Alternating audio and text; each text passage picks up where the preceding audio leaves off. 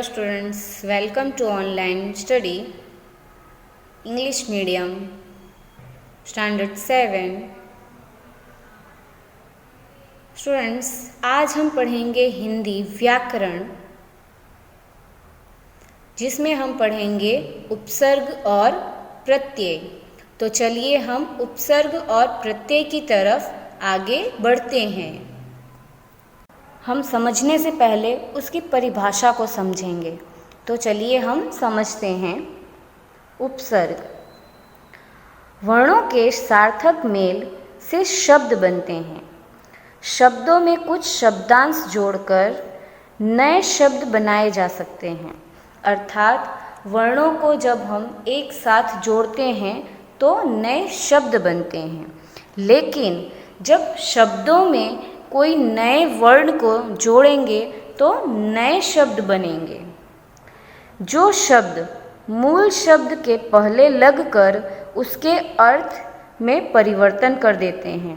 अर्थात कि जब हम एक एक वर्णों को जोड़कर नए शब्द बनाते हैं, फिर उन शब्द में उस शब्द के पहले जो वर्ण, अगर नया वर्ण हम जोड़ते हैं तो एक मूल शब्द का एक नया शब्द बनता है और उसके अर्थ में भी परिवर्तन आ जाता है। उन्हें उपसर्ग कहते हैं, अर्थात उन्हें उपसर्ग कहा जाता है। जैसे सु, अनु, वी, नी आदि शब्द। तो यह सब शब्द शब्दों के आगे जोड़कर नए शब्द बनाते हैं, जिसे उपसर्ग कहा जाता है।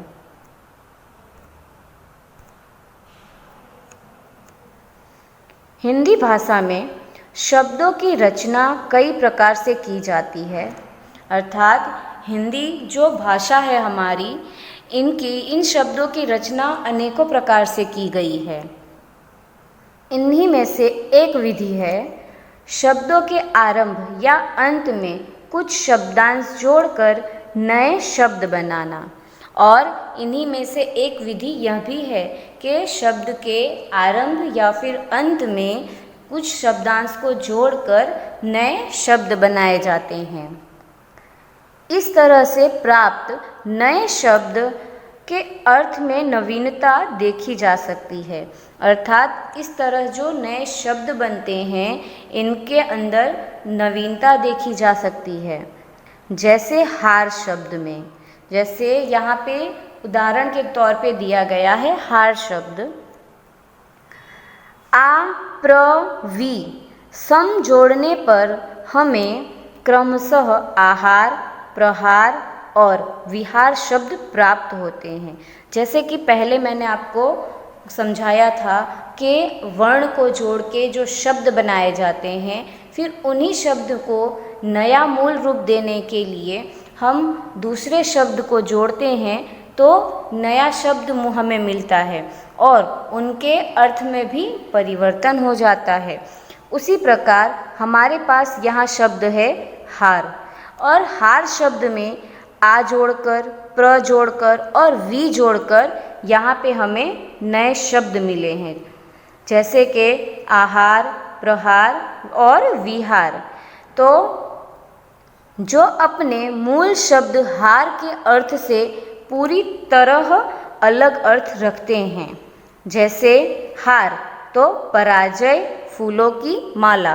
अर्थात जो वर्णों को जोड़कर हार शब्द बना था, हार शब्द का मूल जो अर्थ है उसका अर्थ होता है पराजय और फूलों की माला। परंतु हार शब्द में नए वर्णों को जोड़ने के बाद देखिए यहाँ पे जो नए शब्द बने हैं, इनका अर्थ इससे बिल्कुल परिवर्तित है। तो इस प्रकार हमें यह पता चलता है कि नए शब्दों को जोड़ने के बाद जो मूल शब्द का अर्थ होता है उसमें परिवर्तनता आती है। जैसे यहाँ उदाहरण दिया गया है आ जोड़ हार, अर्थात आहार। तो आहार का अर्थ होता है भोजन। तो देखिए यहाँ हार शब्द का अर्थ क्या दिया गया है, पराजय, फूलों की माला। और हार शब्द में आ जोड़ने पर यहाँ आहार बना, तो इसके अर्थ में कितनी परिवर्तनता आ गई है। देखिए, आहार शब्द का अर्थ हो गया भोजन। उसी प्रकार यहाँ हार शब्द में प्र जोड़ने पर प्रहार शब्द बन गया। क्या बना? प्रहार। तो प्रहार शब्द का अर्थ होता है चोट। तो इस प्रकार हार जो उसका अर्थ था उसमें प्र जोड़ने पर कितनी परिवर्तनता आ जाती है। उसी प्रकार अंत में वी जोड़ हार तो विहार, अर्थात जिस प्रकार हार में हमने वी जोड़ा और नया शब्द हमें मिला विहार, उसका अर्थ हुआ भ्रमण करना।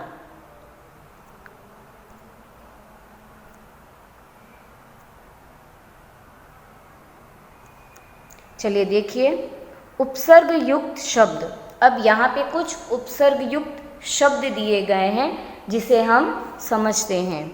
यहाँ पे उपसर्ग शब्द है अ, तो यहाँ पे हमें अ से नए शब्द बनाने हैं जिसे उपसर्ग कहा जाता है। मैंने आपको पहले समझाया। उसी प्रकार यहाँ पे जो मूल शब्द है टल, उसमें अ को जोड़ दिया गया है तो नया शब्द बना अटल। उसी प्रकार यहाँ पे मूल शब्द है मर, जिसमें अ जोड़ने पर शब्द नया शब्द बना अमर। उसी प्रकार यहाँ पे मूल शब्द जो था काल, इसमें अ शब्द जोड़ने पर नया शब्द बना अकाल। इसी प्रकार यहाँ पे मूल शब्द जो है छूत, अब छूत में अ जोड़ने पर नया शब्द बना अछूत। उसी प्रकार उपसर्ग यहाँ दिया गया है आ, तो यहाँ पे मूल शब्द जो है जीवन, उसमें आ जोड़ने पर नया शब्द जो बना आजीवन।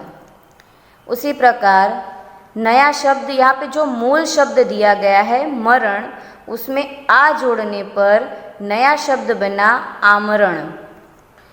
उसी प्रकार जो मूल शब्द है यहाँ कार, जिसमें आ जोड़ने पर नया शब्द बन गया आकार। अब यहाँ पे जो मूल शब्द है रक्षण, उसमें आ जोड़ने पर नया शब्द बना आरक्षण। उसी प्रकार जो तीसरा उपसर्ग दिया गया है परा, यहाँ पे मूल शब्द जो है जय, जिसमें परा को जोड़ने पर नया शब्द बना पराजय। उसी प्रकार मूल शब्द यहाँ पे भूत दिया गया था, जिसमें परा जोड़ने पर नया शब्द बना पराभूत।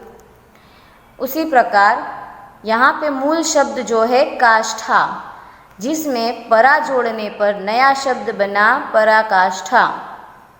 अब जो चौथा उपसर्ग यहाँ दिया गया है नी, जिसमें यहाँ मूल शब्द जो दिया गया है डर, इसमें नी शब्द जोड़ने पे नया शब्द बना निडर। उसी प्रकार यहाँ मूल शब्द जो दिया गया है हत्था, जिसमें नी जोड़ने पर नया शब्द बना निहत्था। और इसी प्रकार यहाँ पे मूल शब्द जो दिया है दान, जिसमें नी जोड़ने पर नया शब्द बना निदान। उसी प्रकार यहाँ मूल शब्द दिया है सार, जिसमें नी जोड़ने पर नया शब्द बना निशार।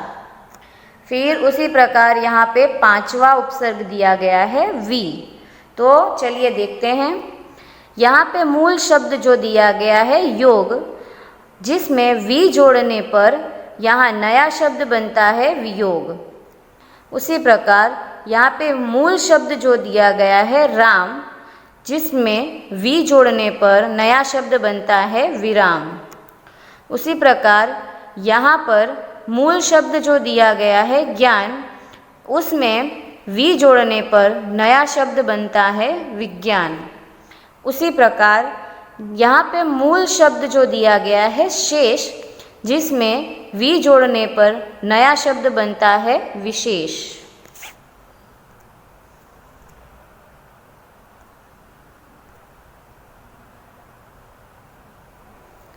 चलिए यहाँ याद रखने जैसी कुछ बातें हैं वो देखते हैं। किसी शब्द के पहले लगकर अर्थ बदलने वाले शब्दांश उपसर्ग कहलाते हैं। अर्थात किसी भी शब्द के पहले नया शब्द लगकर अर्थ बदलने वाले शब्दांश को उपसर्ग कहा जाता है। शब्द के अंत में लगाकर अर्थ बदलने वाले शब्दांश प्रत्यय कहलाते हैं। अर्थात यह उपसर्ग तो शब्द के पहले लगाया जाता है और प्रत्यय अर्थात उसमें शब्द के अंत में नया शब्द जोड़ने पर जो नए शब्द बनते हैं उसे प्रत्यय कहा जाता है। तो चलिए यहाँ पे उपसर्ग के कुछ और उदाहरण दिए गए हैं। यहाँ उपसर्ग है सु। मूल शब्द है गम, जिसमें सु जोड़ने पर नया शब्द बना सुगम। उसी प्रकार यहाँ पे मूल शब्द है लभ, तो सु जोड़ने पर नया शब्द बना सुलभ। उसी प्रकार यहाँ मूल शब्द दिया है फल, जिसमें नया शब्द जोड़ने पर शब्द बना सुफल। उसी प्रकार मूल शब्द दिया गया है योग, जिसमें सु जोड़ने पर नया शब्द बना सुयोग। यहाँ ऐसा ही उदाहरण दिया गया है कु। तो मूल शब्द जो है फल, जिसमें कु जोड़ने पर नया शब्द बना कुफल। उसी प्रकार यहाँ पे मूल शब्द दिया है संग, जिसमें कु जोड़ने पर नया शब्द बना कुसंग। उसी प्रकार यहाँ पे मूल शब्द दिया है मार्ग, जिसमें कु जोड़ने पर नया शब्द बना कुमार्ग। उसी प्रकार यहाँ पे मूल शब्द दिया है बेर, जिसमें नया शब्द जोड़ने पे बना कुबेर। अब उसी प्रकार उदाहरण रूप यहाँ पे नया शब्द दिया गया है ला, उपसर्ग है ला। तो मूल शब्द जो है वारिश, जिसमें ला जोड़ने पर नया शब्द बना लावारिश। उसी प्रकार मूल शब्द जो दिया है चार, जिसमें ला जोड़ने पर नया शब्द बना लाचार। उसी प्रकार मूल शब्द जो है जवाब, जिसमें ला जोड़ने पर नया शब्द बना लाजवाब। चलिए अब यहाँ पर उपसर्ग दिया गया है दूर। अब यहाँ पे आप ध्यान से देखिए, र के नीचे एक लाइन दी गई है, जिसे आधा र का संकेत कहा जाता है। जब यह र किसी भी शब्द के साथ जुड़ता है तो यह आधा र कहलाता है।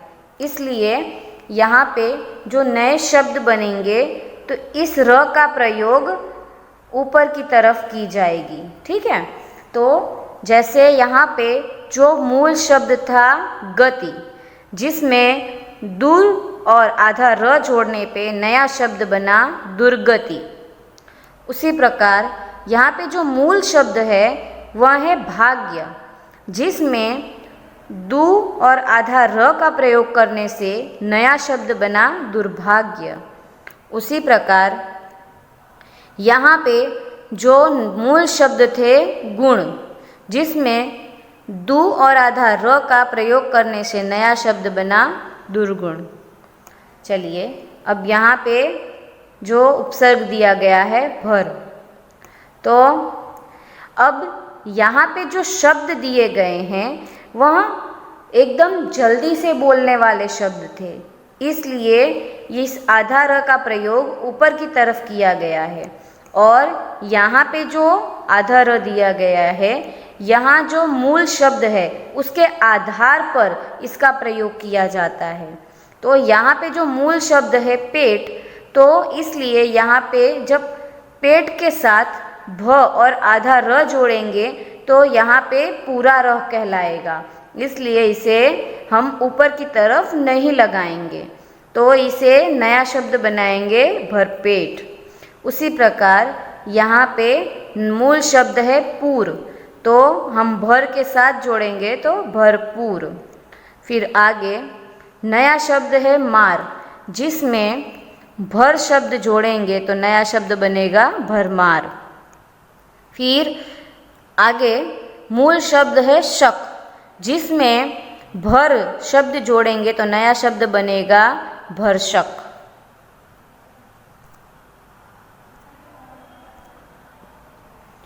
चलिए अब प्रत्यय के बारे में समझते हैं। जो शब्दांश के अंत में लगकर उसके अर्थ में परिवर्तन कर देते हैं उन्हें प्रत्यय कहते हैं। अर्थात उपसर्ग में हमने देखा कि शब्दों के प्रारंभ में उसका प्रयोग किया जाता है और प्रत्यय में उसका उल्टा होता है। प्रत्यय में शब्दांश के अंत में नए शब्द को जोड़ा जाता है, इसलिए उसे प्रत्यय कहते हैं। जैसे आँख, आव, आवट आदि शब्द।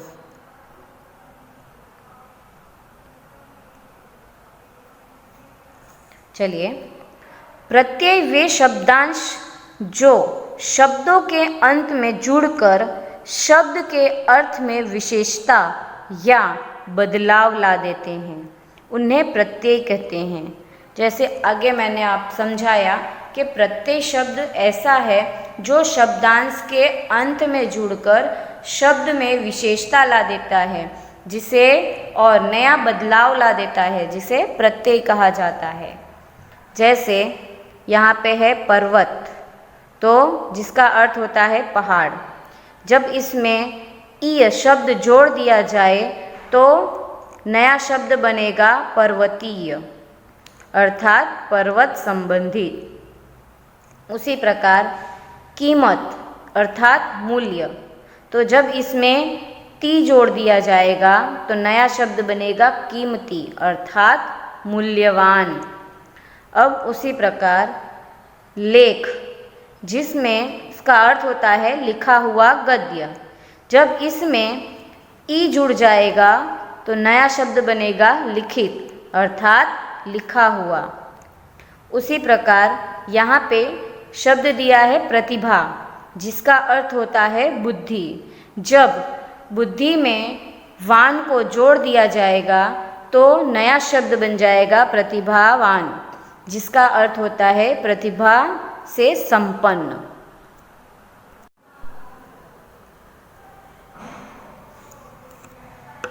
चलिए देखते हैं प्रत्यय युक्त शब्द। जैसे यहाँ पर उदाहरण रूप दिया है तो चलिए यहाँ पे मूल शब्द दिया है चाह, जिसमें अंत में त शब्द जोड़ने पर नया शब्द बन गया चाहत। उसी प्रकार यहाँ पर मूल शब्द दिया है आग, जिसमें अंत में त शब्द जोड़ने पर नया शब्द बन गया आगत। उसी प्रकार यहाँ पर मूल शब्द जो है लाग, जिसमें त शब्द जोड़ने पर नया शब्द बन गया लागत। तो आप देख सकते हैं कि उपसर्ग और प्रत्यय में क्या भिन्नता है। उपसर्ग में शब्द को प्रारंभ में जोड़ा जाता है और प्रत्यय में शब्दों को अंत में जोड़ा जाता है। अब यहाँ पे उदाहरण दिया है ना, तो यहाँ मूल शब्द जो दिया है खेल, जिसमें ना जोड़ने पर नया शब्द बन गया खेलना। उसी प्रकार यहाँ मूल शब्द दिया है पढ़, जिसमें ना शब्द जोड़ने पर नया शब्द बन गया पढ़ना। अब यहाँ मूल शब्द दिया है खुद, जिसमें ना शब्द जोड़ने पर नया शब्द बना कूदना। अब यहाँ पर मूल शब्द दिया है रेंग, जिसमें ना शब्द जोड़ने पर नया शब्द बन गया रेंगना। उसी प्रकार यहाँ उदाहरण दिया है आहट। अब यहाँ पे मूल शब्द है घब, जिसमें राहट शब्द जोड़ने पर नया शब्द बन गया घबराहट। अब आप कहेंगे कि यहाँ आ का तो प्रयोग कहीं किया ही नहीं गया है, तो जैसे हम क और का के पीछे आ शब्द नहीं जोड़ा जाता, आ की मात्रा जोड़ी जाती है, उसी प्रकार यहाँ शब्दों के पीछे उनके मात्राओं का प्रयोग किया गया है, तो नया शब्द बना घबराहट। उसी प्रकार मूल शब्द दिया है सनस, जिसमें नाहट शब्द जोड़ने पर नया शब्द बना सनसनाहट। अब यहाँ मूल शब्द दिया है मुस्क, जिसमें राहट शब्द जोड़ने पर नया शब्द बना मुस्कुराहट। अब यहाँ पे मूल शब्द दिया है इया, तो मूल शब्द यहाँ पे है घ, जिसमें टिया शब्द जोड़ने पर नया शब्द बना घटिया। उसी प्रकार यहाँ मूल शब्द है लू, जिसमें टिया शब्द जोड़ने पर नया शब्द बना लुटिया। अब यहाँ मूल शब्द है ख, जिसमें टिया शब्द जोड़ने पर नया शब्द बना खटिया। उसी प्रकार यहाँ पे मूल शब्द दिया है मुँह, जिसमें ठिया शब्द जोड़ने पर नया शब्द बना मुठिया। उसी प्रकार यहाँ आ उदाहरण दिया गया है, तो चलिए देखते हैं। यहाँ पे मूल शब्द दिया है भू, जिसमें आ का प्रयोग करके नया शब्द बनाया गया है भूखा। उसी प्रकार नया यहाँ पे मूल जो शब्द है सु, जिसमें नया शब्द जोड़ने पर नया शब्द बना सूना। उसी प्रकार मूल शब्द है पी, जिसमें ला जोड़ने पर नया शब्द बना पीला। उसी प्रकार मूल शब्द यहाँ पे है बी, जिसमें ना शब्द जोड़ने पर नया शब्द बना बिना।